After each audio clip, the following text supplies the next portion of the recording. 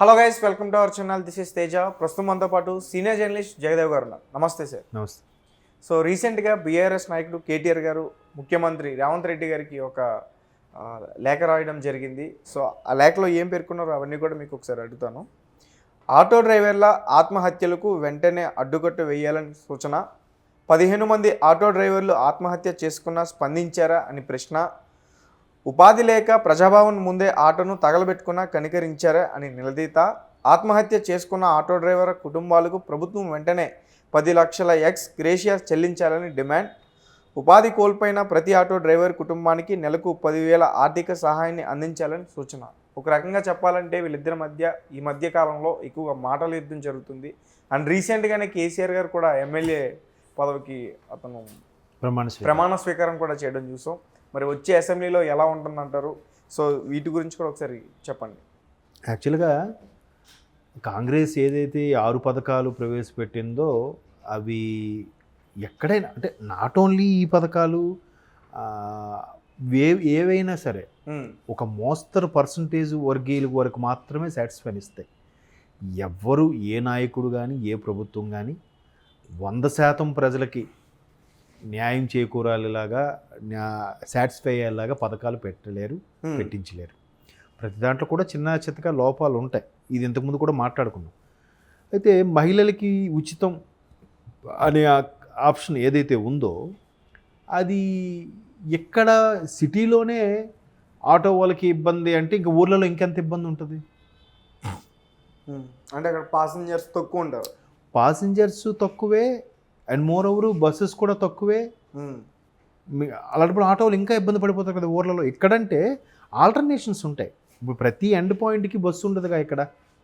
ఇప్పుడు కొన్ని ఏరియాలు ఉన్నాయి. ఇప్పుడు అమీర్పేట ఉంది, అమీర్పేట నుంచి లోపలికి వెళ్ళాలి, లేదా ఒక కళ్యాణ్ నగర్ లోపలికి వెళ్ళాలి. బోరబండ వరకు అయితే బస్సులు ఉంటాయి, బోరబండ నుంచి ఇంకా లోపలికి వెళ్ళాలి. అప్పుడు మరి దానికి ఆల్టర్నేషన్ ఏంటి? ఖచ్చితంగా ఆటోలే ఉంటాయి, షేర్ ఆటోలు, మామూలు ఆటోలు. ఇక్కడే ఎంత సమస్య ఉన్నప్పుడు ఊర్లలో ఇంకా ఎక్కువ సమస్య ఉంటుంది కదా. అందరూ బస్సుల కోసం వెయిట్ చేసి వేలాడబడి వెళ్తారు కదా. అప్పుడు ఆ ఊర్లలో ఆటో వాళ్ళు ఇంకెక్కువ సఫర్ అవ్వాలి కదా. ఎక్కడెందుకు ఆటో వాళ్ళు సఫర్ అయ్యి ఆల్రెడీ 15 మంది సూసైడ్ చేసుకున్నారు అని అంటున్నారు కదా మీరు. ఆ 15 మంది ఎక్కడ వాళ్ళు? ఇక్కడ వాళ్ళ రూరల్ ఏరియా వాళ్ళ? రూరల్ ఏరియా వారు అయితే న్యాయమే. ఇక్కడ వాళ్ళైతే న్యాయమని నేను అంటే అలాగని అన్యాయం అని కాదు నా ఉద్దేశం. ఇక్కడ ఆప్షన్స్ ఎక్కువ ఉంటాయి అంటున్నాను. ఎన్ని బస్సులున్నా, ఎన్ని మెట్రోలు ఉన్నా, ఎంత ఓన్ ట్రాన్స్పోర్ట్లు ఉన్నా ఆటోకు ఉండాల్సిన గిరాకీ ఆటోకు ఉంది, షేర్ ఆటోకు ఉండాల్సిన గిరాకీ షేర్ ఆటోకు ఉంది, సట్విన్కి ఉండాల్సిన గిరాకీ సట్విన్కి ఉంది. పర్టికులర్ ఏరియాల్లో పర్టికులర్ టైమింగ్స్లో కూడా అన్ని వేళల్లో అంటే నేను చెప్పలేను. కానీ జనరల్గా నష్టపోదు. ఇప్పుడు ఎప్పుడైతే ఫ్రీ ఉచిత ఆడవాళ్ళకి ఫ్రీ అని అన్నారో మ్యాక్సిమం దానికే ఏలబడుతూ వెళ్ళడానికి వెయిట్ చేస్తారు. కాసేపు అయితే బస్సు వస్తుంది కదా, ఈ ఆటో వాళ్ళకి ఎందుకు 20 రూపాయలు ఇవ్వాలి?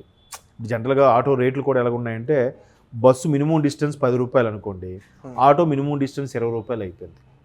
అక్కడ 2 కిలోమీటర్ల 1 కిలోమీటర్ డిస్టెన్స్లో కూడా కదా. సో అలాంటప్పుడు ఇంతకుముందు బస్సు కోసం వెయిట్ చేశారు, 10 రూపాయలు మిగులుతుంది కదరా అని. ఇప్పుడు ఆ 10 రూపాయల గురించి కూడా ఆలోచించకుండా పూర్తి ఫ్రీ అనేసరికి ఇంకా అసలు ఆటోకి ఎవరు ప్రిఫర్ చేస్తారు? అది నష్టం జరిగింది కూడా. కొంతమంది దాన్ని బేస్ అయ్యి దాన్ని ఆధారపడి ఎవరెవరైతే రీసెంట్గా ఆటోని కొనుక్కొని లేదా అద్దెకి తెచ్చుకొని తిప్పుకోవడానికి దాని మీద జీవనోపాధి గడపాలనుకుంటున్నారో వాళ్ళు కొద్దిగా సఫర్ అవుతారు. ఎందుకంటే ర్యాపిడ్ వాళ్ళు కొన్ని వచ్చాయి కదా ఈ మధ్యకాలంలో. అటువంటి వచ్చిన తర్వాత ఆటోలకి కూడా వాటిలో యాడ్ చేశారు. క్యాబుల్లాగే బైకుల్లాగే ఆటోలు కూడా యాడ్ చేయడం వల్ల చాలామంది కార్లకి క్యాబులకి పెద్ద ఇన్నోవాలకి వెళ్లకుండా ఆటోని బుక్ చేసుకోవడం ర్యాపిడో ద్వారా కూడా మనం చూసాం కదా. ఓలాలు కానీ ఓలా ఆటో అని, ర్యాపిడో ఆటో, ఊబర్ కానీ చూసాం. సో అట్లా ప్రత్యామ్నాయ ఉపాధులు వెతుక్కుంటున్నప్పుడు బాగానే ఉండేది. ఎప్పుడైతే ఉచితం ఇది అనౌన్స్ చేశారో కొంత నష్టం అయితే జరుగుతుంది. దాన్ని ప్రతిపక్షాలు అనేసరికి ఖచ్చితంగా భూతత్వంలోనే చూపిస్తాయి కదా. ఇప్పుడు ఫర్ ఎగ్జాంపుల్ ఆర్టీసీని కార్పొరేషన్గా ఉన్నది గవర్నమెంట్లో విలీనం చేశారు, కేసీఆర్ గవర్నమెంట్లో చేశారు కదా. చేసినప్పుడు చాలామంది కొంతమంది అభిప్రాయం ఏంటి, ఇప్పటికే ఆర్టీసీ వాళ్ళు సరిగ్గా ఒక దగ్గర చేయెత్తిన ఆపర్రా. ఒకసారి బస్ స్టాప్లో వరుసగా బస్సులు ఉన్నాయనుకోండి, ముందు 2 బస్సులు ఉంటే 3వ బస్సు మళ్ళీ బస్ స్టాప్లోకి రాడు, వాడు పక్క నుంచి అలా వెళ్ళిపోతాడు. ఇప్పుడు ఇది వరకు ఇప్పుడుకైనా ఆల్రెడీ 2 బస్సు స్టాప్ దగ్గర ఇలా వస్తూ వరుసగా 3 వస్తున్నప్పుడు 2 బస్సులు ఆగితే 3వ బస్సు మరి ఆగడు, ఇలా పక్క నుంచి ఆ బారికేడ్ లోపల నుంచి వెళ్ళకుండా బయట నుంచి ఇలా వెళ్ళిపోతాడు. మన నెంబర్ చూసి మనం వెళ్ళాలి లేదా పరిగెట్టుకుంటూ వెళ్ళి ఆపితే ఎక్కితే ఓకే. మరి ఏజ్డ్ వాళ్ళు, ముసలి వాళ్ళు, ఆడవాళ్ళు ఎక్కలేని పరిస్థితి, ఆ బస్సు మిస్ అయినట్టేగా. ఇట్లాంటివి జరిగినప్పుడు కొంతమంది విమర్శించేవాళ్ళు, అబ్బా ఈ ఆర్టీసీ వాళ్ళ చేయెత్తుగానే ఆపరబ్బా, వీళ్ళు బస్ స్టాప్ దగ్గర ఆపుతారు, కొద్దిగా ఎక్కువ చేసి ఆపితే బాగుండు కదని కొన్ని విమర్శలు ఉండేవి. అలా విమర్శ ఉన్నప్పుడు వాళ్ళకి గవర్నమెంట్ సరి చేశాక, అరే గవర్నమెంట్ చేస్తే ఇంకా ఆర్టీసీ వాళ్ళు అసలు వినరు రా బాబు అన్నమాట అనేవాళ్ళు కూడా ఉన్నారుగా. అలాగని అందరికీ ఆపాదిస్తామా? కాదు కదా. మంచిగా మనకు కొద్దిగా లగేజ్తో ఉన్నా కొద్దిగా ఆపండి అంటే, నేను ఇప్పటికి ఎన్నిసార్లు ఆర్టీసీ బస్సు ఎక్కానో అన్నిసార్లు కూడా ఈ స్టాప్కి నెక్స్ట్ స్టాప్కి మధ్యలో నాకు 3 కిలోమీటర్స్ డిస్టెన్స్ ఉంటుంది. 1 km తర్వాత నా ఇల్లు ఉంటుంది ఒక స్టాప్కి. ఆ 1 km దగ్గరికి వెళ్తే కొద్ది రిక్వెస్ట్ చేసి అన్న కొద్ది టర్నింగ్ అన్న కొద్ది స్లో చేస్తే లగేజ్ ఫ్యామిలీ అంటే చాలామంది ఆపారు. ఇప్పటికి చాలామంది డ్రైవర్లు ఆపారు. ఎవరో ఒకరు అన్న ఇలా పెట్టొద్దన్న మధ్యలో అని ఒక ఆయన అలాగే కొంచెం విసుక్కున్నాడు కానీ కొంచెం ముందుకెళ్ళి ఆపాడు. ఇంకా అదే అలవాటు అయిపోద్ది అందరికీ అన్నట్టుగా. ఇలా నష్టంగా అదే చెప్తున్నాను కదా, ఇలాంటి పరిస్థితులు ఉన్నప్పుడు అరే ఆర్టీసీ వాళ్ళు వీళ్ళు గవర్నమెంట్ సైడ్ చేస్తే వీళ్ళు కనీసం కళ్ళు ఎత్తికెక్కిపోతాయరా, వీళ్ళు చెప్పిన మాట వినరా అనేవాళ్ళు ఉన్నారు. లేదు వీళ్ళు గవర్నమెంట్ చేయడం వల్ల హ్యాపీగా ఇంకా బాగా పనిచేస్తారు, లాభాల్లో ఆర్టీసీ నడుస్తుంది అనేవాళ్ళు ఉన్నారు. ఏది కరెక్ట్ అంటారు? ఎవరు అనుభవం ప్రకారం వాళ్ళు ఎలా వస్తాయి సార్? ఎక్కువ మంది జనాలు తిరగడం వల్ల లాభాలు వస్తాయి. అంటే లాభాలు అంటున్నారు కదా సార్ ఆర్టీసీ బస్సులకి, కానీ ఇక్కడ మహిళలకు ఉచితంగా పెట్టారు కదా, ఇంకా లాభాలు ఎక్కడి నుంచి వస్తాయి? అదే మహిళలకు ఉచితంగా పెట్టిన వల్ల కొంత మేరకు నష్టం అన్న కానీ లాభం తగ్గుతుంది. ఎలా అంటే యాక్చువల్గా ఒక్క ఆర్టీసీ అంటే ప్రతి పల్లికి కూడా యాక్సెస్ ఉన్నది గవర్నమెంట్ ఆర్టీసీలే కదా. చాలా వరకు బాగా రూరల్ ఏరియా కూడా షేర్ ఆటోలు కానీ వీటి వల్ల ఉన్నాయి, కానీ ఆర్టీసీ వల్లే ఎక్కువ. లాంగ్ మాత్రం ఎక్కువగా ఆర్టీసీ వల్లే కదా. ఇప్పుడు డిస్ట్రిక్ట్స్కి వెళ్ళేవి, ఇక్కడ నుంచి వెళ్ళేవి సూపర్ లగ్జరీలు కానీ వాల్వోలు అవి అంతర్రాష్ట్రానికి వెళ్ళేవి. మోర్ ఓవర్ ట్రాన్స్పోర్ట్ కూడా ఇప్పుడు బాగా చేరువ చేస్తుంది. దానికి అనుసంధానంగా ANL పార్సిల్ అనేది ఉంటుంది. లేదంటే గవర్నమెంట్ ఆర్టీసీ వాళ్ళకి కూడా ఇప్పుడు కొంత ఆ వెయిట్కి ఎంత వెయిట్కి 30 కిలోల వరకు ఎంత ప్రైస్ అని, 50 కిలోలకి ఎంత ప్రైస్ అని కూడా పెట్టి ప్రతిదీ కూడా ట్రాన్స్పోర్ట్ చేస్తున్నారు. అండ్ మోర్ ఓవర్ సిటీలో చూసుకుంటే ప్రతి బస్ స్టాప్ దగ్గరకు కూడా టికెట్ కౌంటర్తో పాటు ఇలా పార్సిల్ కౌంటర్ని కూడా బుక్ చేసుకునే ఆప్షన్స్ ఇవ్వడం, త్రూ వాళ్ళని డ్రైవర్ ద్వారా ట్రాన్స్పోర్ట్ చేయడం కూడా చేస్తున్నారు. ఇంకొకటి కూడా నేను అంటే గత కొన్నేళ్ళుగా ఒక 5-6 ఏళ్ళుగా నేను అబ్జర్వ్ చేసింది ఏంటంటే, లాంగ్ వెళ్ళే వాటికి ఒకరినే పెట్టేస్తున్నారు, డ్రైవర్ ఒక్కరే, ఇంకా కండక్టర్ ఏముంటారు, వాళ్ళే ఎక్కే వాళ్ళందరికీ టికెట్ కొట్టేయడం, వాళ్ళే తీసుకెళ్ళిపోవడం.